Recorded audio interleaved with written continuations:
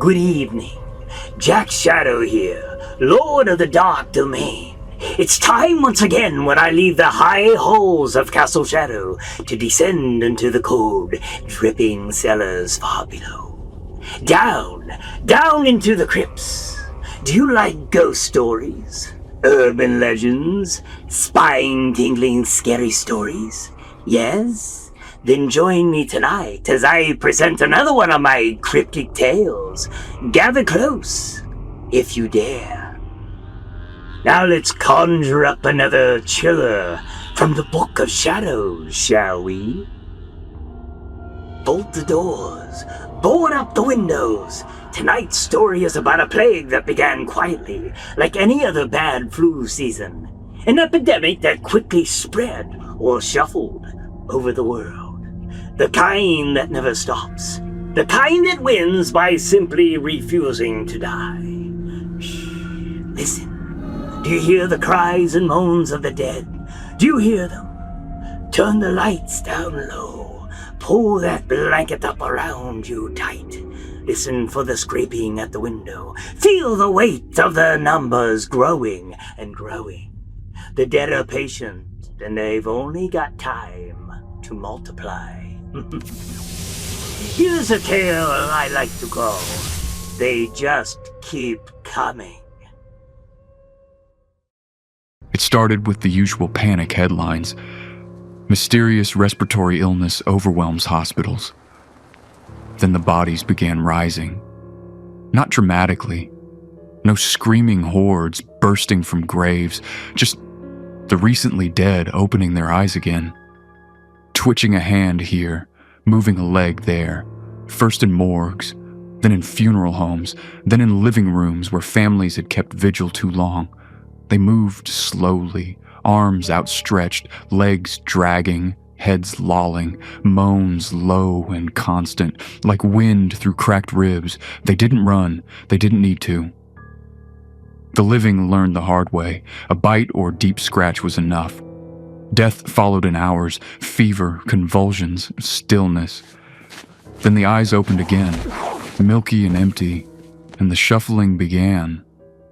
By day 10, cities were falling, not to speed, but to sheer, relentless pressure. One zombie at a door could be handled, 10 could be barricaded, but they kept coming, hundreds, thousands, walking day and night, never tiring, never sleeping, drawn by sound and movement and the warm scent of living flesh. Marcus and Lena had holed up in their third-floor apartment in Fort Wayne, Indiana. They'd boarded the windows, reinforced the door with furniture, stocked canned food and water. Marcus kept the old hunting rifle loaded. Lena monitored the emergency radio until the broadcast stopped. From the window, they watched the street fill. The dead shuffled forward in a slow, endless tide. Neighbors they once waved to, co-workers, strangers, a mother still clutching a child's backpack, an old man in a hospital gown, IV pole dragging behind like a broken leash. They bumped into cars, tripped over curbs, but always rose again and kept moving forward. The moans never stopped. A constant low chorus that drilled into the skull after days. On the 6th night in the apartment, the power failed. The building went dark. The moans grew louder, closer. Something was on the stairs, scraping. Slow, patient thuds against the lower door. Marcus whispered, "They'll give up eventually." Lena didn't answer. She knew better. By morning, the first floor was overrun. They could hear glass breaking below, furniture toppling, the crunching and wet sounds of feeding. Then the slow, heavy footsteps climbing. Marcus and Lena moved to the roof, last resort.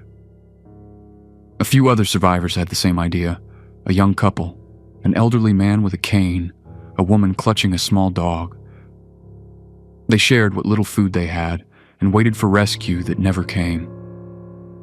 The dead filled the streets like a slow flood. A slow tsunami of death filled the city. They pressed against the building, arms reaching upward, even though they couldn't climb.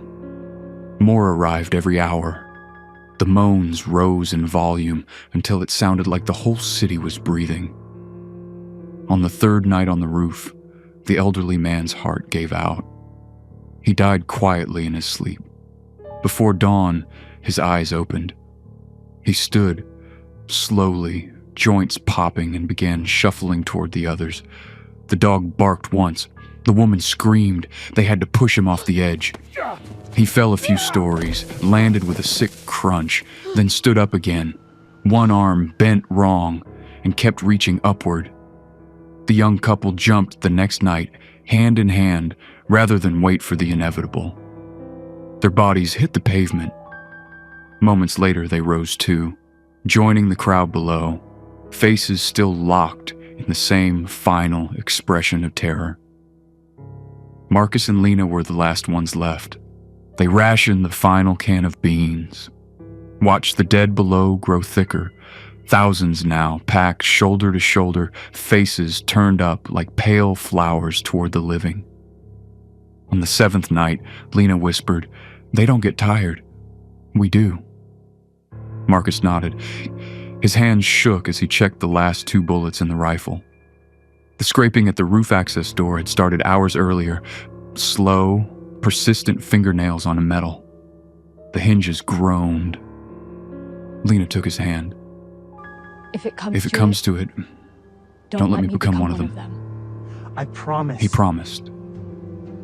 When the door finally gave way, the first figure that stepped onto the roof was the downstairs neighbor, the friendly mailman who used to wave every morning. His uniform was torn, throat chewed open, eyes milky. He shuffled forward, arms out. Marcus raised the rifle, fired once. The mailman dropped, but kept crawling. The second shot took him in the head. That stopped him. But more were coming. Dozens now spilling onto the roof in that same relentless shuffling tide. No rage, no speed. Just forward, always forward. Marcus turned the empty rifle around, gripping it like a club. Lena picked up a broken pipe. They backed to the edge. Below, the street was a sea of reaching hands. Marcus looked at Lena one last time. "See you on the other side?" She smiled sadly. "If there is one." They jumped together. The dead below broke their fall. Hours later, 2 new figures rose slowly from the pile. Marcus and Lena, clothes torn, eyes vacant. They stood. They turned. They began shuffling forward with the rest. The moans continued. They just keep coming.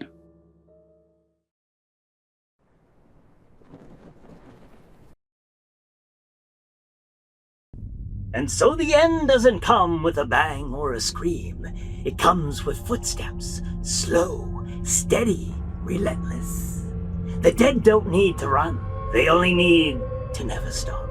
And in the end, they never do. Ever hear scraping at the door that never quite goes away? Got an uneasy feeling from a big crowd that just never thins?